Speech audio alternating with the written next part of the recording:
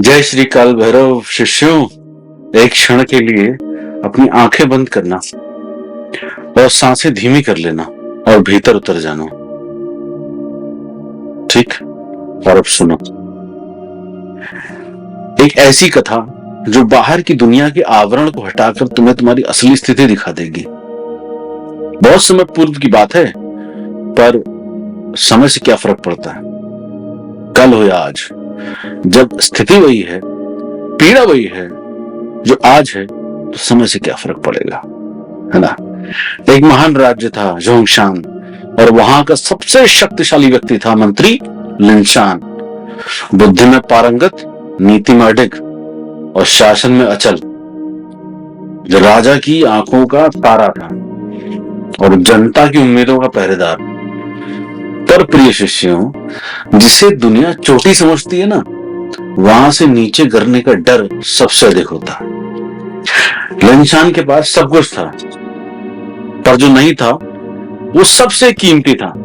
आत्मिक शांति सबसे कीमती थी, वो नहीं थी। उसका चेहरा बाहर से मुस्कुराता, पर अंदर आंखों में अदृश्य ज्वालामुखी धधकता रहता था। दुनिया उसे जीत का प्रतीक मानती थी, लेकिन वो भीतर बुरी तरह डरा हुआ, बुरी तरह हारा हुआ था। क्रोध उसके शरीर में दौड़ता रहता था, जैसे आग में डूबी हुई नदी। प्रत्येक चीज को नियंत्रित करना चाहता था। लोगों को, माता को, पिता को, भाई बहन, रिश्तेदार, नातेदार, कुत्ता, इंसान, ईश्वर, सबको, भविष्य को भी, सबको नियंत्रित करना चाहता था। तब जिसने अपने मन को न जीता, वो क्या राज्य चलाएगा? कैसे जीतेगा? बहुत पीड़ा में था। एक रात्रि वो टूटा और पत्नी की आंखों में आंसू थे उसके, और शब्दों में साहस था। बोली, आप स्वयं को नष्ट कर रहे हैं। पास के नगर में एक संत आए हैं, लाओ त्सु, जिन्होंने कभी एक राज्य को चलाया था, पर अब स्वयं को पा लिया है। जाइए, शायद वहां आपको वो शांति मिल जाए जिसे आप तलवार से जीतना चाहते हैं, बल से जीतना चाहते हैं, डरा के जीतना चाहते हैं। मंत्री तो गर्व से भरा ही हुआ था, किंतु उस रात उसको जब नींद ना आई, तो वो चुपचाप अपने सामान्य वस्त्रों को पहन के निकल पड़ा। आश्रम में प्रवेश करते ही कुछ विचित्र घटा। वहां ना कोई शोर था, ना घंटियां, ना मंत्र और ना स्वागत में फूलमाला। बस मौन था, और मौन में छिपा हुआ एक विराट सामर्थ्य था। लाओ त्सु एक वृक्ष के नीचे शांत बैठ गए। न चेहरे पर कुछ पाने का गर्व, न खोने का शोक, बस एक स्थिरता सी थी, जैसे समय ही नहीं, काल उनके पास आकर रुक गया। लिनशान ने प्रणाम किया। लाओ त्सु ने कोई प्रश्न नहीं किया, उन्होंने बस सुना। मंत्री के भीतर की टूटन, छटपटाहट, घुटन, आंतरिक आग, पाप, पीड़ा, जलन, ये सब लाओ त्सु ने सुनी, बिना उसके बोले। लिनशान अचानक से चीख पड़ा, मैं हर चीज को नियंत्रित करना चाहता हूं, लेकिन मेरा मन मुझसे भागता है। मुझे बचाइए। लाओ त्सु मुस्कुराए और बोले, क्या कभी तुमने बहती हुई नदी को रोकने की कोशिश की, या हवा को मुट्ठी में पकड़ने का प्रयास किया? नहीं किया ना? वो करो जो पकड़ना है। तो ये छोटे मोटे इंसानों को, जानवरों को कंट्रोल करोगे? फिर उन्होंने कहा कि आज तुम विश्राम करो, फिर बात करेंगे। मंत्री चौंक गया। वो तो ज्ञान मांगने आया था, और यहां उसे विश्राम मिल रहा है। पर वो रुका। और अधिकतर जो सदगुरु होते हैं, उनके पास आप ज्ञान मांगने जाइए, उनके पास आप सिद्धि साधना मांगने जाइए, वो आपको यही कहेंगे कि भैया रुक जाओ, थोड़ा सा धैर्य रखो, थोड़ा सा शांत हो जाओ, थोड़ा सा थम जाओ, थोड़ा सा। ठीक, वो चौंका कि मैं तो ज्ञान मांगने आया था, यहाँ विश्राम मिल रहा है। लेकिन फिर भी उसने सोचा कि चलो रुकते हैं। थका तो हुआ ही था, बाहर से भी और भीतर से भी, पूरी तरह से। संध्या हुई। मंत्री पूरी तैयारी से लाओ त्सु से मिलने चला। पर जैसे ही वो मुख्य भवन की ओर बढ़ा, ऊपर से किसी दूसरे शिष्य ने उस पर एक कचरे की टोकरी उड़ेल दी। अब मंत्री का चेहरा आग की तरह तप गया। अंधे हो क्या? जानते नहीं मैं कौन हूं? मैं मंत्री हूं। जैसे आज समाज में लोग कहते हैं मैं ये हूं, मैं वो हूं, मैं फला हूं, मैं ऐसा कर दूंगा, मैं धमकी देते नहीं लोग ऐसे। तो लोग बदलते नहीं हैं, पहले भी ऐसे थे, आज भी ऐसे। शिष्य ने आंखें झुकाकर कहा। जब उस पर कचरा डल गया और जब वो चिल्ला दिया तो शिष्य ने अपने आंखें झुकाकर कहा, भीतर भी कचरा, बाहर भी कचरा, और चला गया। मंत्री इस पर फट पड़ा, सीधा लाओ त्सु के पास पहुंचा। ये आपका आश्रम है जहां शिष्य अपमान करते हैं? लाओ त्सु हंस पड़े। तो तुम्हें गुस्सा आ गया? मंत्री बोला, स्वाभाविक है। लाओ त्सु की आंखें अब गहरी हो गई। तो इसका अर्थ यह है कि कचरा बाहर से नहीं भीतर से था? लाओ त्सु ने बोला। जो गिरा वो सूखे पत्ते थे, धूल के कण थे, उनका क्या दोष? लेकिन जो तुम्हारे भीतर से बाहर आया वो तो वर्षों से तुमने जमा करके इकट्ठा किया हुआ था। क्रोध, अभिमान, अहंकार, घृणा, पाप। वर्षों से जमा हुआ क्रोध, अभिमान, अहंकार, घृणा, ईर्ष्या, लोगों को दबाना, लोगों को डांटना, उनकी मजबूरियों का लाभ उठाना, और तुम सोचते रहे कि तुम बड़े अच्छे हो। यदि तुम शांति से भरे होते, तुम्हारे अंदर पाप न होता, तुम शांत हृदय होते, तो तुम मुस्कुराकर क्षमा कर देते और तुम्हारे भीतर ये याद भी नहीं होता कि तुमने क्या किया। तो प्रिय शिष्यों, यहां अभी ये सब रुकता नहीं है। असली शिक्षा अभी तुम्हारे लिए बाकी है। अगली सुबह क्या होता है, मंत्री चले जाते हैं, अपने बगीचे में टहल रहे होते हैं। हर और सुंदर वृक्ष थे, पर एक सूखा वृक्ष उसकी आंखों में खटक रहा था। तो जड़ें खुदवाई गई तो पता चला अंदर तो सड़ चुकी हैं। बस वही उसके भीतर बिजली कौंध गई। समस्या बाहर नहीं भीतर है। मिट्टी तो सबको एक सी मिलती है, जैसे जीवन में सबको हालात मिलते हैं ना, रोटी, कपड़ा, मकान, शत्रु, मित्र, एजुकेशन, रोड में गड्ढे, सबको मिलता है। तो उसने सोचा मिट्टी तो सबको एक सी मिलती है, जैसे जीवन में हालात है। लेकिन जड़ें भीतर से गली हों तो पानी भी जहर बन जाता है। लिलशान की आंखों में आंसू थे। अब वो फिर गया उसी आश्रम में, फिर वही शिष्य मिला और फिर वही टोकरी से कचरा गिरा। लेकिन इस बार मंत्री हंसा, बोला, धन्यवाद मित्र, अंदर भी कचरा बाहर भी कचरा। अब ये देख के गुरुदेव लाओ से मुस्कुराए। अब बताओ क्या जाना तुमने? मंत्री से पूछा उन्होंने। मंत्री झुका, बोला, मैं अब समझ गया हूं।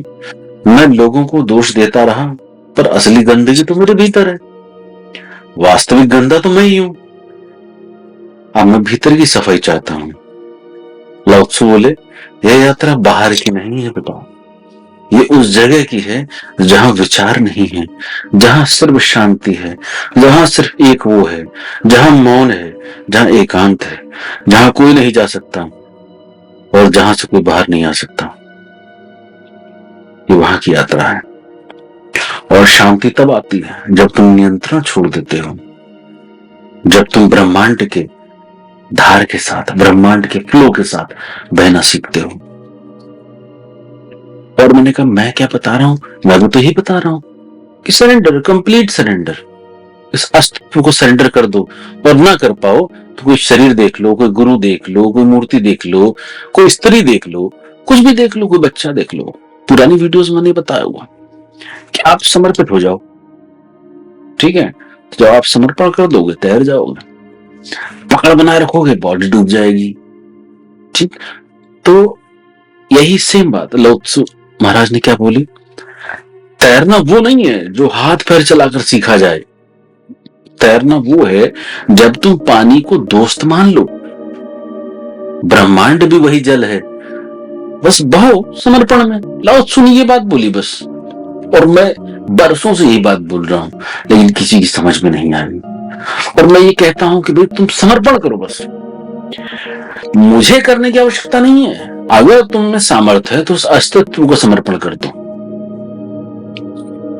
डोर उसके हाथ में चली जाएगी अपने आप, तुम थमा नहीं सकते हो, अपने आप उसके हाथ में चली जाएगी।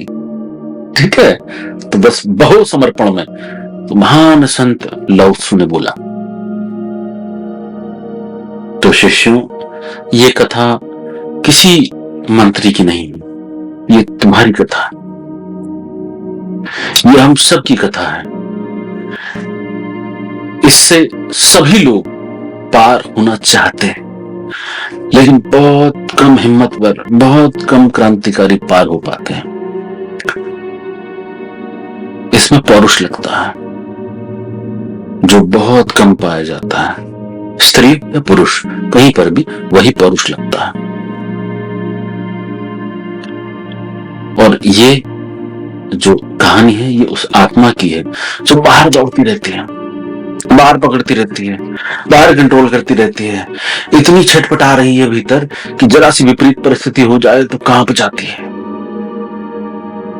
और भीतर की जड़ों को सड़ाती चली जाती है। अभी समय है, अगर ये वीडियो देख रहे हो तो अभी भी समय है। आंख खोलो और खुद से पूछो, क्या मेरे भीतर भी कचरा है? और अगर हाँ है तो नीचे कमेंट में जरूर लिखना कि हाँ मेरे भीतर भी कचरा है, मैं इसे बदलना चाहता हूं। जय भगवान भैरवनाथ, कृपा करो प्रभु। ठीक है, खुद से पूछो मेरे भीतर कचरा है कि नहीं है, ईमानदारी से पूछो, उत्तर हाँ ही आएगा अगर ईमानदार हो अपने प्रति। और अगर हाँ में आ जाए तो स्वीकार कर लो। कहां मालाओं के फेरने के चक्कर में, कहां अंगूठियों को पहनने के चक्कर में पड़े हो, ये चीज कर लो पहले। अगर ये स्वीकार कर लिया तो यात्रा उसी दिन शुरू हो जाएगी। जिस दिन तुम बाहर के कचरे पर प्रतिक्रिया करना बंद कर दोगे, बस उसी दिन भीतर झांकने का निमंत्रण मिल जाएगा, उसी दिन तुम शुद्ध होने लगोगे। और ये सुनो, जो बाहर के अपमान से जलते हैं ना, वो भीतर भयभीत होते हैं बहुत ज्यादा। ये समझो बात, जो बाहर की बातों से विचलित होते हैं ना, तो मैंने अपने शिष्यों को समझाया, जो बाहर के अपमान से जलते हैं ना, वो भीतर भयभीत होते हैं। जो बाहर की बातों से विचलित होते हैं वो अब भी अंदर अस्थिर होते हैं। मैंने अपने शिष्यों को समझाया कि आप इतने अस्थिर ना हो और विचलित भी ना हो। दुनिया अपने हिसाब से सोचती है और बाकी जो आपका बुरा करना चाहते हैं, जो आपके लिए नेगेटिव करते हैं, जो आपके लिए नेगेटिव सोचते हैं, वो हम तो बहुत पूर्ण रूप से स्वीकार करते हैं प्रभु, क्योंकि हमने आज तक कभी भी किसी भी परिस्थिति से विचलित ना हो ऐसी कसम खाई थी बचपन से। क्यों? क्योंकि हम भैरवनाथ के पुजारी हैं, बरसों से, जन्मों से और पुश्तों से।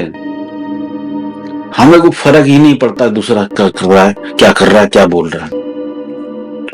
हमें सिर्फ दिखता है अपना उद्देश्य, हम क्या कर रहे हैं, बस। तो मैंने कहा कि आप ऐसे छोटे मोटे तो कुकुरमुत्ते तो उगते ही रहते हैं बीच बीच में परेशान करने के लिए, तो उनकी तरफ आप ध्यान मत दो, उनसे बस सीखो कि कैसे इसने गुरु के साथ अमर्यादा करी तो सावधान हो जाओ। मैं ऐसे रास्ते पे नहीं जाऊंगा जिससे गुरु के समक्ष जो है मैं अमर्यादित हो जाऊं। इनसे सीखो कि कैसे साधना वाले लोग गिर जाते हैं, तो इनसे सीखो कि कैसे नहीं गिरना है। तो ऐसे खराब साधक भी होने चाहिए ताकि हम आपको बता सकें कि क्या क्या उदाहरण होते हैं। ठीक है, वो सुधरेंगे तो बहुत अच्छी बात है, नहीं सुधरेंगे तो वो हम लोगों के लिए एक उदाहरण होंगे कि कैसे। अब जैसे बहुत सारे साधक हैं, जैसे दिनेश है, कुलदीप है ना, बाहर भी है, गुरप्रीत है, और भी बहुत सारे, कितने नाम लूंगा मैं। तो जो दूर दूर हैं, बहुत अच्छे अच्छे साधक हैं, बढ़िया बढ़िया हैं, तो वो उदाहरण है कि मैं किसी को बताऊं कि देखो ऐसे हो जाओ, जैसे कुलदीप जैसे हो जाओ, दिनेश जैसे हो जाओ, है ना, और रतन जैसे हो जाओ, एक रुशांक है उसके जैसे हो जाओ, है ना, ये वंदना जैसे हो जाओ, अभिषेक जैसे हो जाओ। तो ये सब उदाहरण है कि आप के जीवन में गुरु कुछ भी नहीं दे रहा प्रत्यक्ष रूप से, लेकिन फिर भी उस समर्पण की डोर पकड़ी हुई है, कभी अमर्यादा नहीं थामी। गलतियां एक आध बार तो सबसे होती हैं, लेकिन पकड़ किस पे रखी कि जैसा आप कहेंगे वैसा करेंगे। दृष्टि सदैव गुरु के चरणों पर होनी चाहिए। जब गुरु बोलता है तो उसकी वाणी को भीतर उतार के परिवर्तन हो जाना चाहिए। ऐसा होना चाहिए। आपके जो आपके गुरु भाई अपने अपने गुरुओं से भी समझ सकते हैं इस चीज को कि कैसे जीना चाहिए। तो मैंने अपने शिष्यों को समझाया कि अस्थिर होने की आवश्यकता नहीं है, दुनिया इसी प्रकार से चलती है। भगवान रामचंद्र जी को भी लोग ऐसे ही गाली देते हैं, तब भी और आज भी, ठीक है। उससे कोई रामचंद्र जी पे असर नहीं पड़ता है, कोई भी असर नहीं पड़ता है, जबकि वो व्यक्ति स्वयं नरक में जाता चला जाता है धीरे धीरे। और जो भीतर से स्थिर हैं, उन्हें बाहर की कोई भी कचरे की टोकरी हिला नहीं सकती। क्या बोला मैंने? जो भीतर से स्थिर हैं, उन्हें बाहर की कोई भी टोकरी नहीं हिला सकती। तो अब जाओ शिष्यों, अपने भीतर की जड़ों को टटोलो, कहां सड़ गई है, कहां एक अंश बचा है। हर दिन थोड़ा थोड़ा, प्रत्येक रात्रि ये विचार करो, मंथन करो।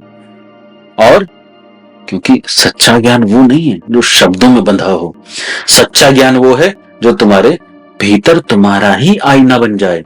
क्या बोला मैंने? सच्चा ज्ञान वो है जो तुम्हारे भीतर तुम्हारा ही आईना बन जाए। तो अगर तुमको सुधरना है, जीवन में आगे बढ़ना है, तो कमेंट में लिखो, हाँ मेरे भीतर भी कचरा है और जय श्री काल भैरव भगवान मुझे अपनी शरण में लीजिए, मुझे मार्ग दिखाइए। तो श्री काल भैरव आश्रम की स्थापना हुई ही इसीलिए थी प्रभु, कि जो भटके हों उनको मार्ग दिखाएं, जो आके भी भटकना चाहें उनको कभी ना मार्ग दिखाएं, और जो एक बार पकड़ ले बात कि गुरु ने ये कहा है, जो उसको ही पकड़ ले जाए, बस उसको आगे ले जाने की जिम्मेदारी मेरी है, चाहे इस भौतिकता में रहूं चाहे ना रहूं। ठीक है?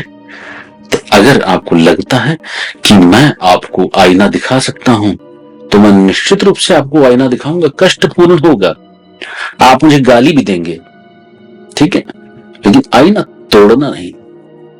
ठीक है? क्योंकि आईना क्या है, तुम ही हो, पलट के तुम्हारे पास ही जाएगा सब।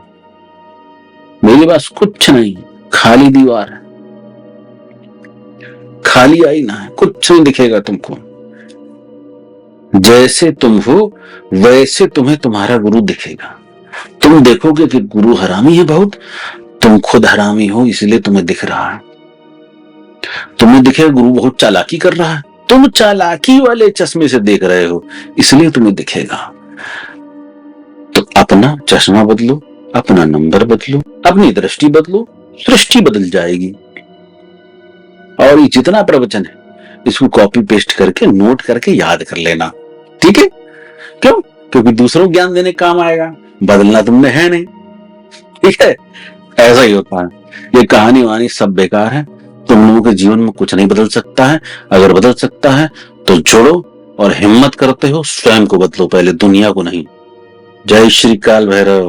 और सुनो, मैं अब किसी भी व्हाट्सएप कॉल वॉल कहीं उपलब्ध नहीं, मेरा हो चुका है पूरा। मैं सिर्फ अवेलेबल हूँ flashcall.me पे। कोई भी व्यक्ति हो, कोई भी साधक हो, ठीक है, पुराना नया कोई भी हो, मेरे पास बहुत और काम भी हैं। मुझे साधकों को सिखाना है, मेरा वो मेन काम है, मैंने आज भी पकड़ा हुआ है। लेकिन अब मैं सभी साधकों के लिए पुनः जुड़ गया हूँ ऑनलाइन पे। मैंने YouTube पे ही मेंबरशिप का शुरू किया है, जिसमें अभी स्वर्ण कृष्ण भैरव की साधना के बारे में बताया जा रहा है। आप लोग भी अगर जुड़ना चाहें तो क्वेश्चन एंड आंसर वाला ये मैंने स्क्रीन पे दे दिया है, इसको आप कर लें ज्वाइन, और इसके माध्यम से आप जुड़ें, साधना करें। और जब साधना की वीडियोस चली जाएंगी सारी, उसके बाद में आपको वीडियो पे लाइव आके आपके प्रश्नों के उत्तर ढंग से समझा दूंगा। आप इस तरीके से जुड़े तो मुझे लगता है कि आप अपनी साधनाओं को धीरे धीरे छोटे छोटे दिन में, 10 दिन में, 11 दिन में ऐसे ऐसे करते जाएंगे। और ऐसे और भी अलग अलग वीडियोस में मैं आपको और भी चीजें समझाता चला जाऊंगा। और आप इन कहानियों से अगर बदलेंगे तो बड़ा भैया कृपा हो जाएगी। ठीक है, नहीं बदलोगे तो भी बहुत बड़ी कृपा हो जाएगी। ठीक है, तुम्हारा जीवन, तुम्हारी मृत्यु, तुम्हारा ये लोग और तुम्हारा वो लोग, भैया तुम जानो। मैं अपना कर्म कर रहा हूँ, मैं अपनी राह दिखा रहा हूँ आपको। जहां तक पहुंचा हूं वहां तक पहुंचाने की गारंटी रखता हूं। लेकिन जब अपना दिमाग चलाओगे तो मैं तुमसे कोसों नहीं, युगों युगों दूर हूं। ठीक है, और जिसको भी संपर्क करना हो भैया flashcall.me डाउनलोड कर लेना, वहां पर रिचार्ज कर लेना। चैट भी उपलब्ध है जो कम रुपए में है, और कॉल भी उपलब्ध है जो ज्यादा रुपए में उपलब्ध है। तो जिसको कॉल और चैट करनी हो भैया व्हाट्सएप पे आजा कर लेना, भैया मुझे गुरुजी से अपॉइंटमेंट करवा दीजिए और मैं किस समय कॉल या चैट कर सकता हूँ फ्लैश कॉल पे। ठीक है, अगर आपको अच्छा लगा हो और आपको ये लगे कि भाई आपके कोई भी ऐसे शत्रु हैं और कोई मित्र हैं जिनका जीवन भी बदलना चाहिए, उनके साथ भी ये महान संत की कहानी साझा करें। ठीक है, जय श्री काल भैरव। श्री काल भैरव आश्रम आप सभी को सूचित करता है कि हमारा और हमारे पूज्य गुरुदेव का किसी भी शिष्य द्वारा किए गए पूजन, हवन, परामर्श या किसी भी प्रकार के तांत्रिक वैदिक उपायों से कोई सीधा संबंध नहीं है। इन गतिविधियों से होने वाले किसी भी लाभ या हानि के लिए आश्रम या गुरुदेव किसी भी प्रकार से जिम्मेदार नहीं होंगे। हमारी कोई अन्य शाखा, मंदिर, आश्रम या दरबार नहीं है। ये स्पष्ट किया जाता है कि श्री काल भैरव आश्रम की कोई अलग शाखा, मंदिर, आश्रम या दरबार नहीं है, और न ही हम किसी अन्य शाखा या दरबार को बढ़ावा देते हैं। धोखेबाजों से सावधान रहें जो हमारे नाम का दुरुपयोग कर रहे हैं। पूज्य गुरुदेव तक पहुंचने का एकमात्र आधिकारिक मार्ग केवल श्रीमान अजय जी के माध्यम से है। उनसे संपर्क करने के लिए केवल हमारे आधिकारिक व्हाट्सएप नंबरों का उपयोग करें। 99 199 3555, 7408314743, अथवा एकमात्र वेबसाइट www.kalbhairava.in पर संपर्क करें। श्रीमान अजय जी केवल इन्हीं नंबरों पर व्हाट्सएप के माध्यम से उत्तर देते हैं और सीमित तथा मर्यादित लोगों को ही गुरुदेव तक पहुंचने का मार्ग बताते हैं। जो मर्यादित नहीं रह पाता उसे सदैव के लिए ब्लॉक करने का गुरुदेव का आदेश है। केवल आश्रम के नंबर से दिए जाने वाले बैंक अकाउंट नंबर ही आश्रम के हैं, अन्य पर विश्वास नहीं करें। आपकी सुरक्षा आपकी जिम्मेदारी। सावधान रहें, सतर्क रहें और अपनी साधना पर ध्यान केंद्रित करते रहें। किसी भी अनाधिकृत व्यक्ति या गतिविधि से दूर रहें। यदि आप इन चेतावनियों का पालन नहीं करते हैं तो इसके परिणामों की पूरी जिम्मेदारी आपकी स्वयं की होगी। जय श्री काल भैरव।